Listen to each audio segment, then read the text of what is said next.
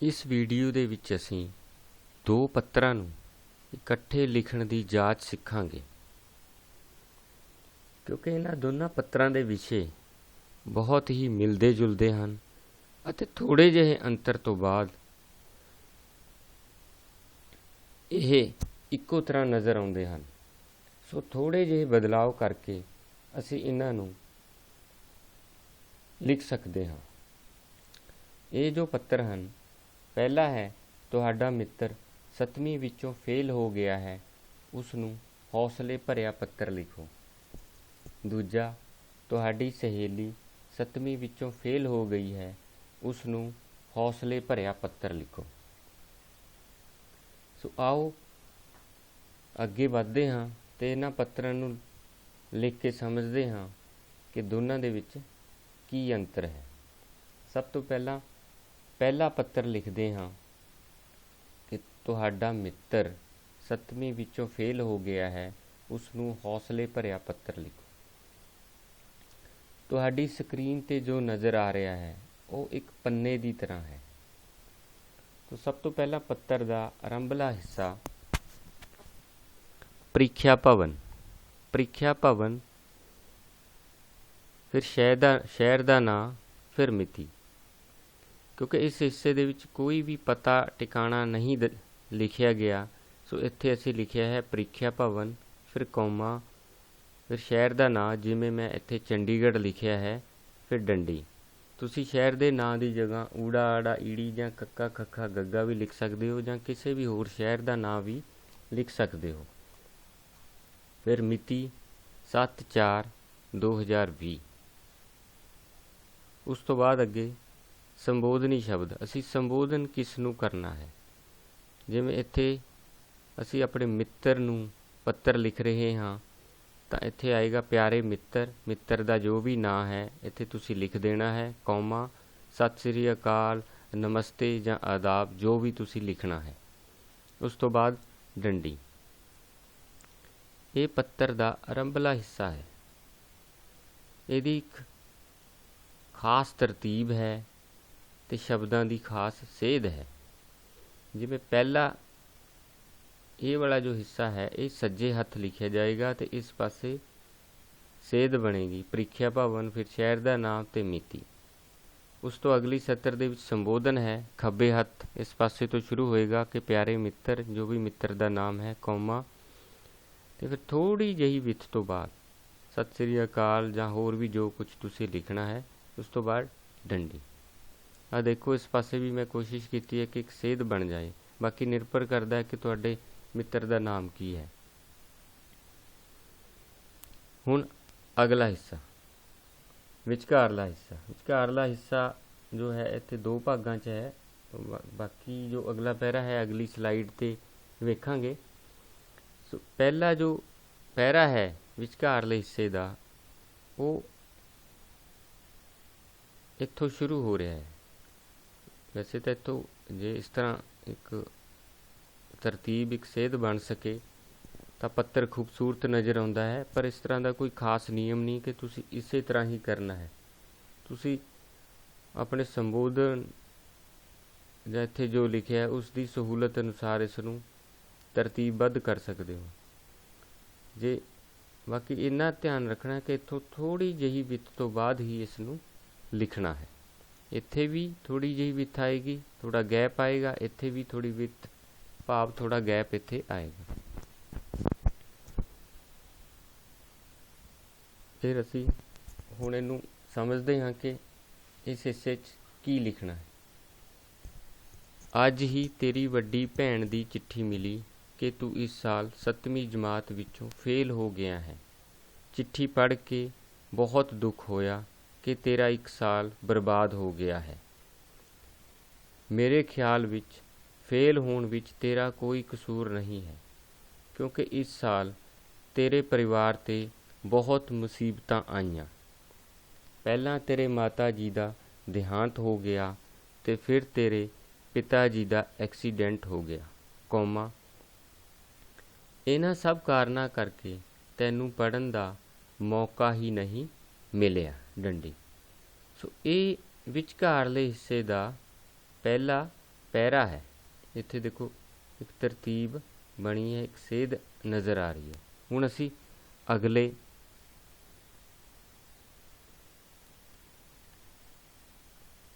हिस्से वल भाव अगली स्लाइड वल वधदे हाँ।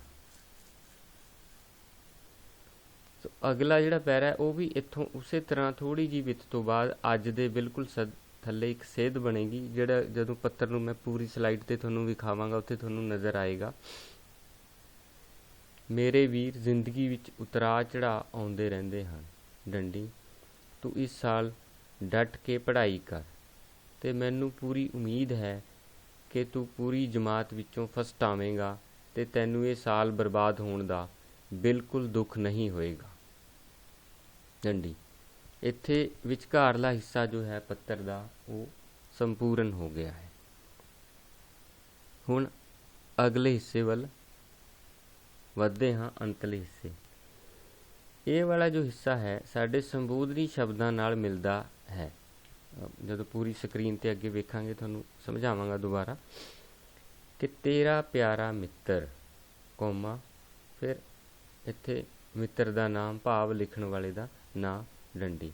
हुण इत्थे भी ध्यान रखना है कि ये वाला हिस्सा है प्रीख्या भवन दे बिल्कुल थल्ले आएगा ते इस पासे एक सेध बनेगी।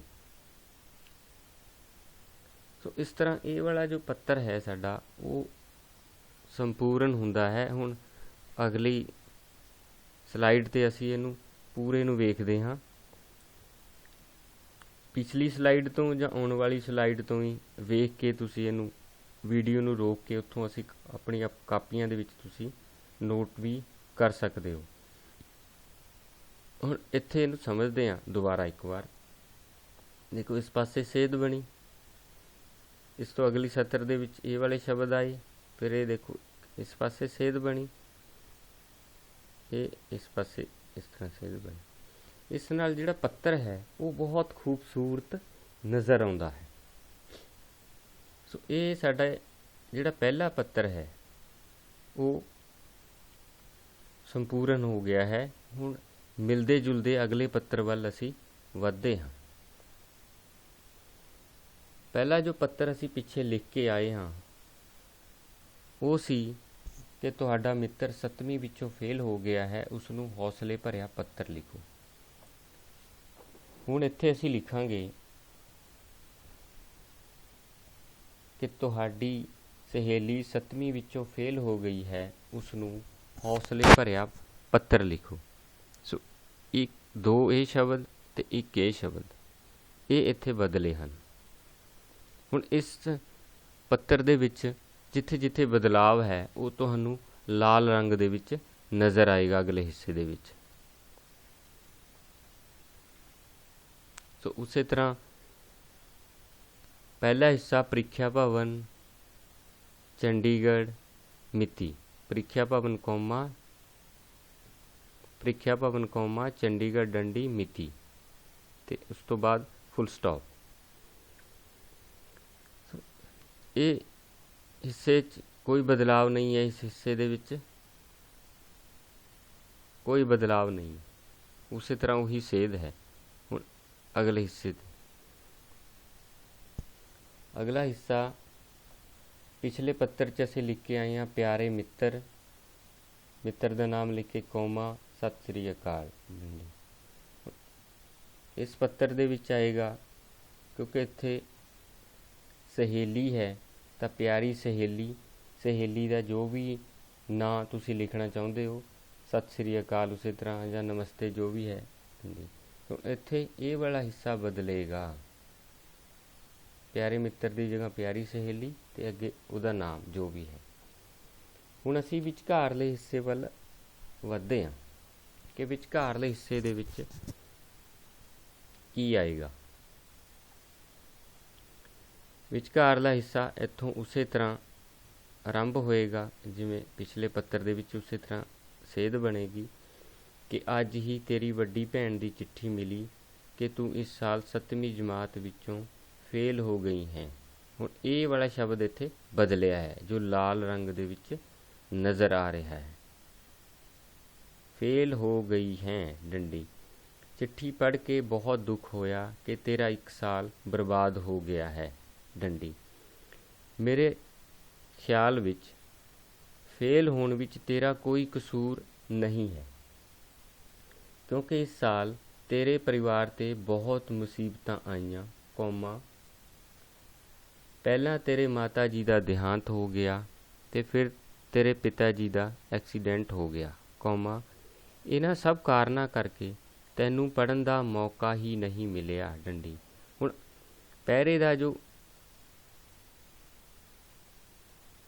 तुहाडे सामने स्क्रीन ते जो तुहानूं नज़र आ रहा है पैरे का ये वाला हिस्सा भाव पूरा पैरा, ये सिर्फ ये लाल रंग च इक्को ही शब्द बदलिया है, बाकी सारा जो है वो उसी तरह है।